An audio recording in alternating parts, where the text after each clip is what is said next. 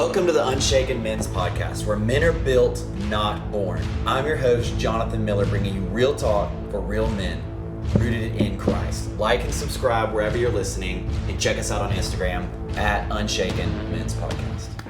Welcome back to the Unshaken Podcast. I got a great one for you today. This is my friend Andrew Isbell. He is a part of our Day 22 men's group on Monday mornings, y'all have heard a lot about. And we actually first met on the Unshaken men's retreat. Yep. Kenny and I actually talked about that a couple weeks ago on an episode. And so I really wanted to have you on, Andrew, because honestly, guys, he's one of the most intentional men that I know about growth. And he just has such an amazing growth mindset, how he always is striving to grow and self-reflect and just become a better man, more close to Christ and more like Christ. So whether it's in his walk with God, his health, his fitness, launching a new business, whatever that might be, Andrew, you're never standing still, right? Yeah, no, I'm always going. I'm super excited about today, and man, I really do appreciate you being here. Yeah, absolutely. Well, Jonathan, I really think that you're really going to impact some men by doing this. It's going to be good. That's the goal, man. I just keep having great guys like you on, and I just sit here and ask good questions and let y'all talk. So that's the goal. That's it. So let's go back a little bit. So you used to be married, and your desire to kind of grow in your faith actually led to that marriage ending, right? Yeah. Can you kind of tell us a little bit what happened during that season, what that was like to go through? Yeah. Before me and my ex-wife got engaged and when we first started dating and that kind of stuff, I was very much a cultural Christian. I wasn't a man of God. I go to church on Sundays occasionally, but there was no commitment in my faith life or anything. So probably about 6 months before we were due to get married, that's when I really felt convicted. I really realized that I was a sinful man and that I needed a Savior, and I gave my life to Christ.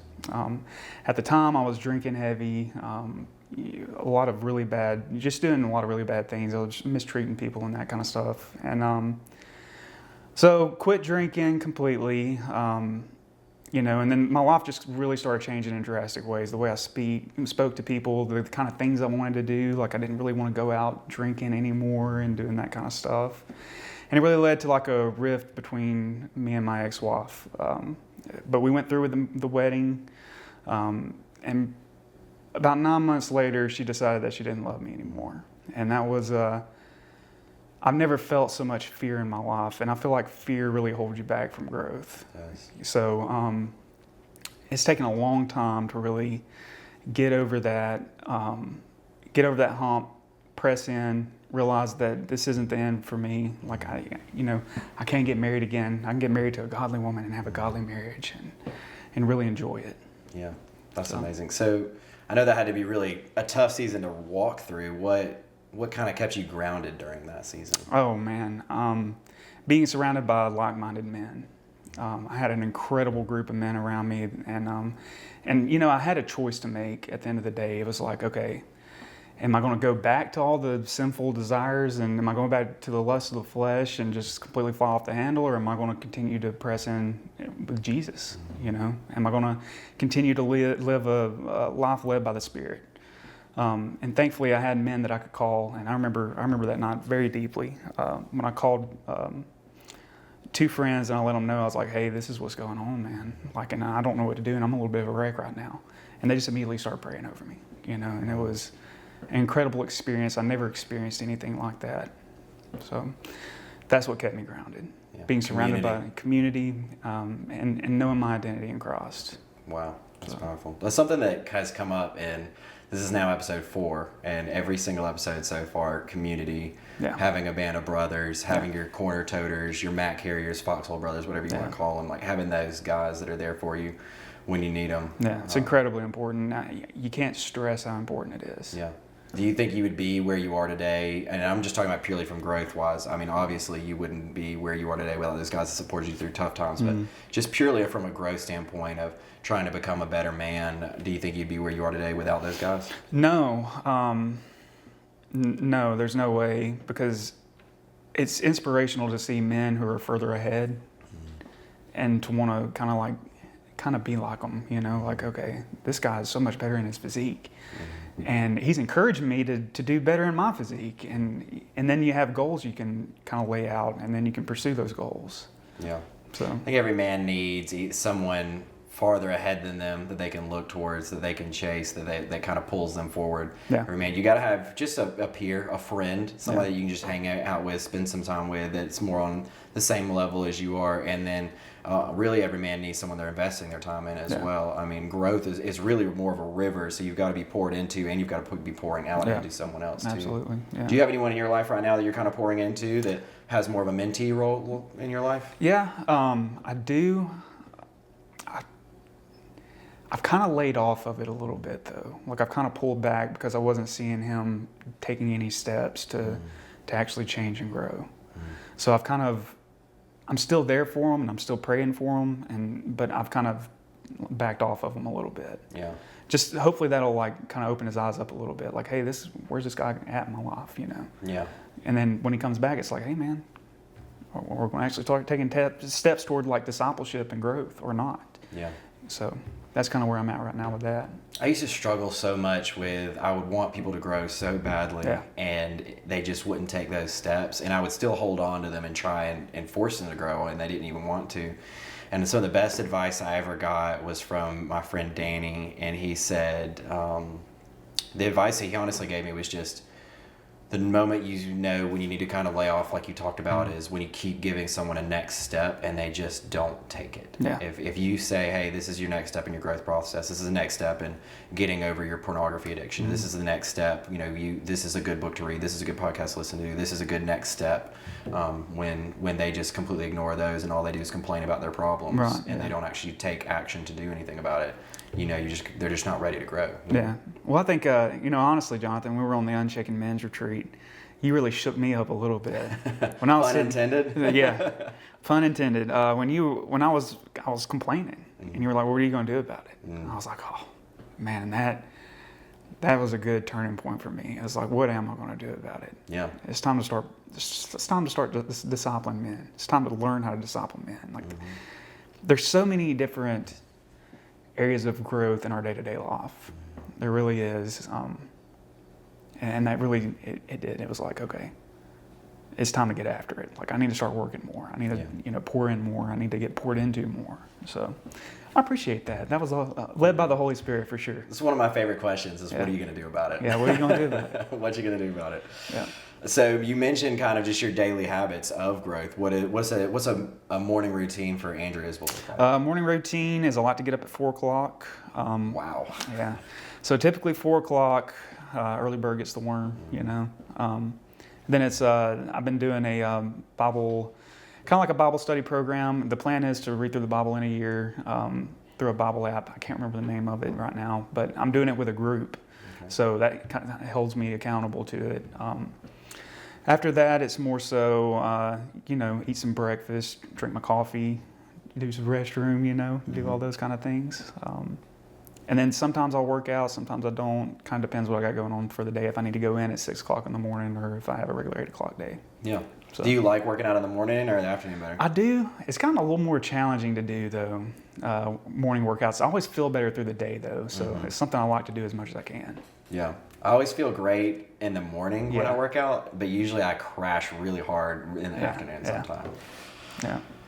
So to kind of go back a little bit, was there a moment when you kind of, you were going through that pain of divorce and separation and growth period? Was there a moment that you actually realized, hey, this is going to lead to something, this is going to grow me as a man? Was there a moment that this pain actually produced, let me rephrase that. Is there a moment that you realized this pain is going to produce growth in me?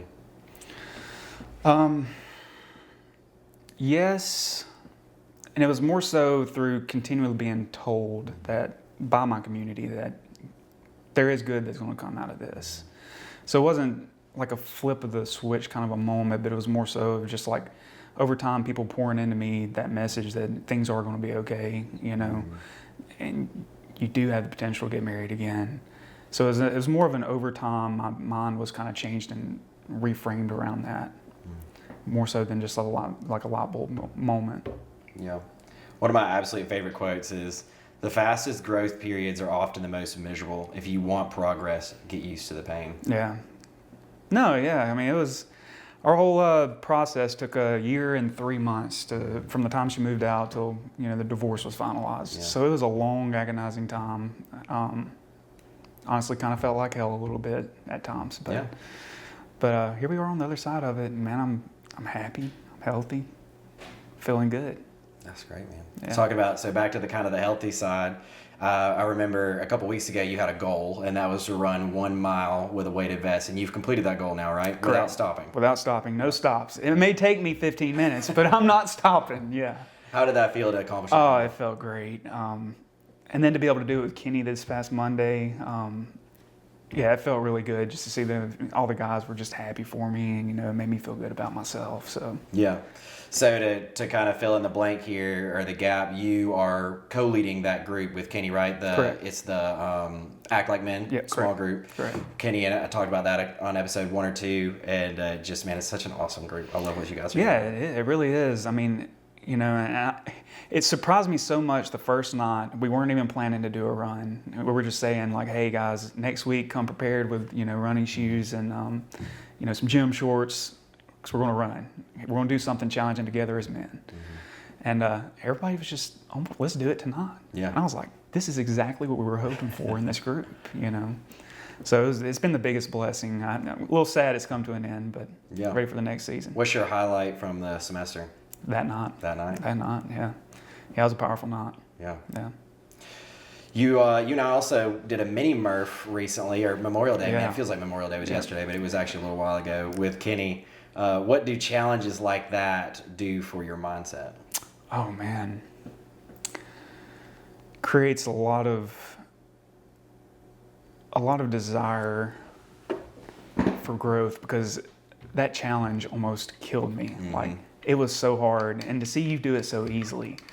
Well, I mean, I promise it wasn't that easy. Maybe it wasn't. You made it look easy. I'm trying to make it look easy, but it was not easy. You made it look easy, but just, man, it was so miserable. And it was just like, man, I want to do a full Murph next year. Yeah. I need to start training. I'm going to put this vest on, and I'm going to run a few times a week with it on. Yeah. Until I can get to where I can run a full mile without stopping. And then you hit that, and it's like, okay, what's the next step? It's okay, I'm adding more push-ups and more squats, Building to it. And it's going to take time. Like, this isn't something that happens overnight. Growth happens with consistency, so. Consistency beats intensity every time. Every time. So. There was a moment during that we finished the second mile, and that second mile was really rough for you. I'm not gonna lie, you were going pretty slow. I was pushing you really hard, and I thought you might have a heart attack right there. Yeah. But we finished that second mile, and the way that it was laid out is we actually ran past Kenny's house, and then we had to walk back maybe, and it wasn't far, but maybe a tenth of a mile, a little more, back to his house with the vests. And your vest is extremely heavy that you did the first half of the Murph with. So we're walking back to the house, and we offered to carry your vest for you. You had finished the task. We were done with the Murph. You did the whole thing with a weighted vest, and we were done, headed back, and we offered to carry it for you because we'd already finished and dropped our vests off. And you would not give it up. You were going to carry that vest back to the house no matter what. Yeah. And I just wanted to tell you publicly that I had an immense amount of respect for you because of that. Like, that you would not let someone out. You wouldn't let another man carry your weight for you. Yeah. And there are times that we do carry each other's weight. Don't hear me wrong in that. Like, there are moments that we carry each other to Jesus, but that was one of those days of, hey, I'm gonna finish this, and I'm gonna take my weight back. I'm gonna take my vest back to the house, and I really admired that. So that was really, really cool. Well, yeah, I mean, I wasn't gonna let y'all have it. I may have needed to throw an arm around somebody's shoulder, but we might have been carrying. It may have been carrying me, but I was gonna have it. I was gonna have it on. Yeah. So you're also in the early stages of starting a business right now. What's kind of driving that pursuit? I love the industry I'm in. I love the service aspect. What industry are you in? So right now I'm currently employed with a company that services commercial kitchen equipment. So ice machines, walk-in freezers, fryers, that kind of stuff. And then, but I went to school for heating and air conditioning and refrigeration. So I have this skill set that's kind of been laying on the side, and like I already enjoy it in what I'm doing now. So I kind of have a vision for like maybe one day like a total repair company for commercial kitchens. We can handle the air conditioning, we can handle the plumbing, we can handle the equipment, all the equipment. Yeah. So that's kind of the vision for it, and I want it to grow, but I want it to have like really, really good service. I mean, I want people to love our technicians because they're the most respectful people, you know, and they know what they're doing. And you know, you don't hear them cussing up in the attic, you know, like, you know, they're just all around respectful, honorable people. Yeah. So. What's remind me the name of it again? Have you come up with a name, right? I did come up with a name, but I recently changed it, and we need to talk about that. Okay, we'll talk about that offline. We'll talk about that off there. AI was such a strong name until AI became such a big thing. Yeah. So what's your kind of vision with that? Are you wanting to do that in a near future, sooner rather than later? Yeah. What's your short-term and long-term goals for that? So short-term, I want to do it kind of on the side, so like weekends after work, you know, kind of a thing. But eventually that's going to get too busy, and I'm going to have to, you know, I'm going to have to take the leap, man. Yeah. I'm going to have to take the leap, quit my job, and take it on full time. What are you doing right now to grow into the person that'll be a good business owner? Well, right now I'm technically a sales manager for the company I work for. So when I say sales manager, it's not really sales manager. I'm more so of like a technician coach / trainer, because I believe the best sales tactic is good service. You know, if you have good service, it's going to sell itself. So I focus a lot with trying to press our younger guys or less experienced guys, and really trying to drive them or show them to have a drive to learn the skills in the trade well. So that's kind of where I feel like I'm developing some management skills and stuff in that area, which is going to be very important if I'm going to own a business. Absolutely. Whether it's owning a business or, you know, being a husband one day, like, it's so important to grow now instead of just, you know, so many people would wait until they start the business and then say, oh my gosh, I have no idea how to lead people. I have no idea how to run a business. I have no idea how to be a CEO. And so I think that's cool that you're also pursuing growth and preparing yourself in that way. And then you're also, you and I've talked about before, you're pursuing growth and trying to grow into a man that'll be a great husband one day, even in this season of singleness right now. Absolutely, yeah. Yeah, so I actually wrote out a list earlier today. You know, another area I'm growing is I just kind of started seeing a girl, and she seems pretty cool. Like, she's seeming, it's looking good. Yeah. But that's an area of my life I've kind of like had to overcome the fear of, okay, all right, so I'm divorced, single, and I'm ready to mingle, you know? But, I'm sorry, that got me. But, so there's that, but am I really ready? And the only way I'm going to know if I'm really ready is if I start saying yes to some opportunities, you know? And even though there's fear, if I can overcome that fear, that's an area of growth. So I'm going to grow in that area. So I've been talking to this girl, and it's been uncomfortable. It's been awkward. But I'm going to keep saying yes to opportunities to see her and see where it goes. So little steps. How have you overcome fear in different areas of your life? Well, that's a good question, Jonathan. I think... Yeah, me and Kenny were talking about this the other night. I think it's saying yes to good opportunities and then actually like following through with it. So not just saying yes and then, oh, I'm sorry, I can't, you know. It's yes, okay, and then we're actually going to do it. I feel like that's the answer to the question. Yeah. You and I have talked about before, and I've shared this illustration or analogy, whatever you would want to call it, a few times in our small groups and stuff. Fear, bravery or courage is not really the absence of fear, right? It's, you still have that fear. It's just acting brave, and therefore, if you act like you have courage, you are acting courageous, whether you have fear or not. Everyone has fear. It just is what you do with it that defines what type of man you are, whether you're a coward or whether you're courageous. Yeah. And so we've talked about before the idea of if someone were to come in with ill intent to this room right now, and I'm probably going to be terrified, right? But if I act like I'm brave and I step in and I'll try and do something about it, that in itself is courage, even though I am fearful in it. And so I kind of hear a little bit of what you're saying with that too, of, I may be a little nervous to send that text, to say yes to, hey, let's go hang out, let's do, pursue this potential relationship, but I'm going to act like I'm not. And so therefore, by acting like you don't have fear, you're really being courageous. Yeah, and you're overcoming the fear itself. Yeah, and eventually it just gets easier and easier. Yeah, and it does. I would say over time it gets a lot easier to say yes to those kind of opportunities. So, What's another example of an opportunity you said yes to that you were a little fearful of at the time, and now you're glad you did it? This podcast. There's something very scary about putting your words and thoughts out there for anybody to consume. Yeah. You know? When you have such a... this is another thing I really respect about you is you're a very thoughtful person about the things that you say. And when we're in small groups together, there's those guys that'll just blurt something out, right? I could ask you what color is the sky, and they're just going to immediately blurt out purple without even knowing whether that's the correct answer or not, just because they just need to say something, right?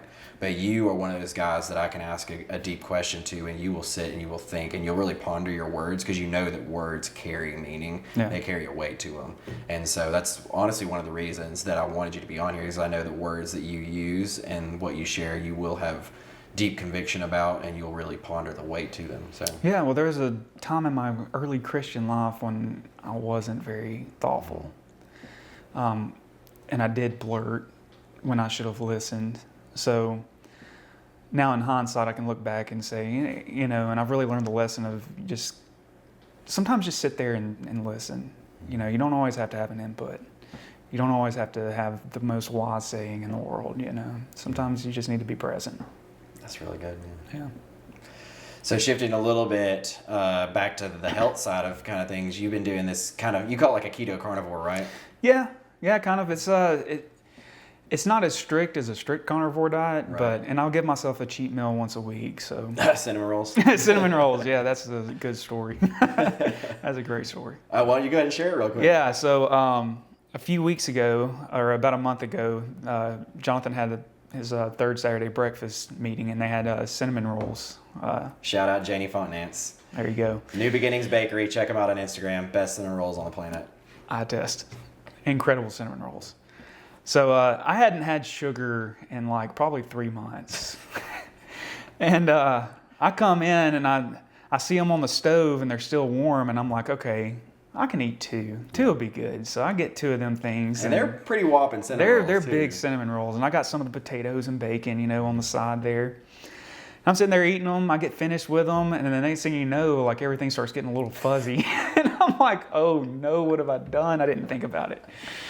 So we're sitting there and we're in good conversation. The conversation is just flowing really well. And I'm sitting over there and I'm starting to get like jittery and shaky. And then I had something I wanted to say, and I'm sitting there trying to get it out, and it just wouldn't come out because I had so much energy built up.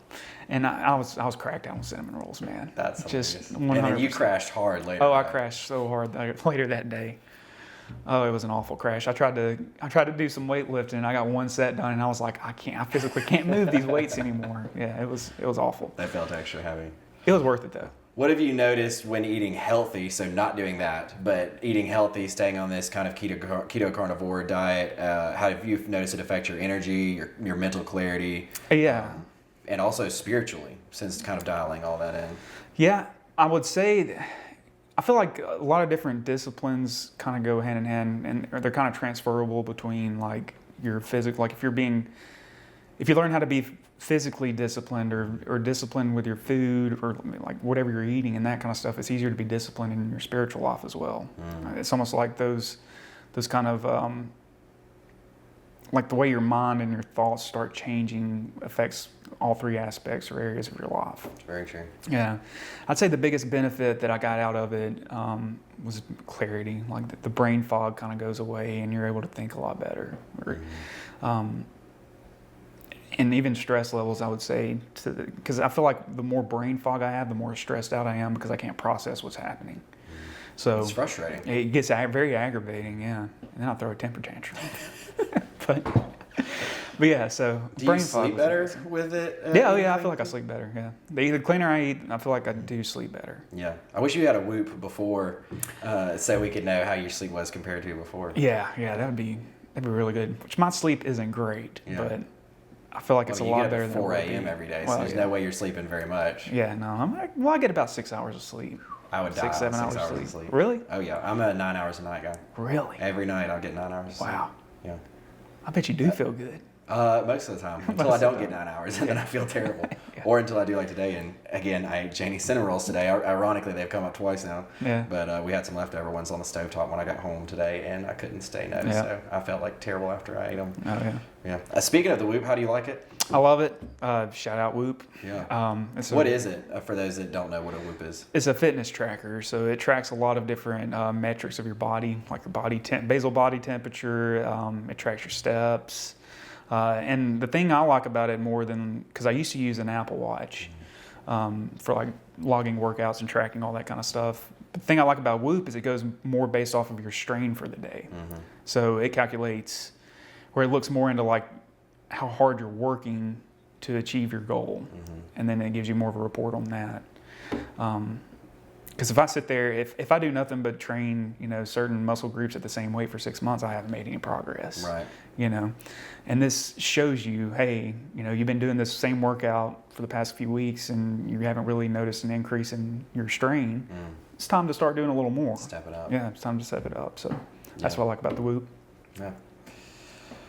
So when we go back to diet a little bit, most guys, they're not going to last a week without sugar or bread. And honestly, I'm one of those guys. I have a horrible sweet tooth, and I really struggle with getting my nutrition dialed in. What would you say has been the key for you to stick with that diet and have that discipline? Well, something that helped a lot is I really don't have a sweet tooth. So so you just have an easy step up there. Yeah, easy. You're way above us anyway. Easy step up there. Well, a big thing for me, like when I weighed 270 pounds was... you weighed 270 I was about 270. You're like 205 right now, right? 197 this morning. Wow. So you're sub 200. Yeah, sub 200, yeah. Consistently that's been a goal that you've been chasing for a couple weeks now, right? Months, really. Months, but you've been trying to get that sub 200 for the last few weeks. Yeah, I'd been stuck between 205 and 200 for, a few months. How'd you get across that threshold?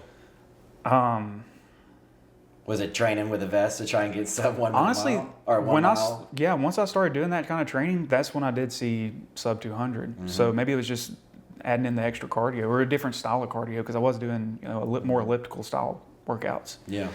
But now I'm doing, I'm definitely hitting zone 4 or 5 a lot more. Yeah. Higher heart rate. So that may have had something to do with it. Yeah, I mean, if you do the same thing every day, and this is honestly, I'm just going to straight up hate on Orange Theory here. I can't stand Orange Theory training because you do the same thing over and over and over again, and your body eventually just gets used to it. Mm-hmm. And so it's great cardio, and a lot of people see great results from it at first because they get that high heart rate. They're doing HIIT style training. They've never really worked out, or they don't work out very often, and so they lose weight and see really great results. But the problem is you don't really ever go beyond that. You don't go heavier weight. You don't train harder than what you're doing to begin with, and so your body just gets used to it. Yeah.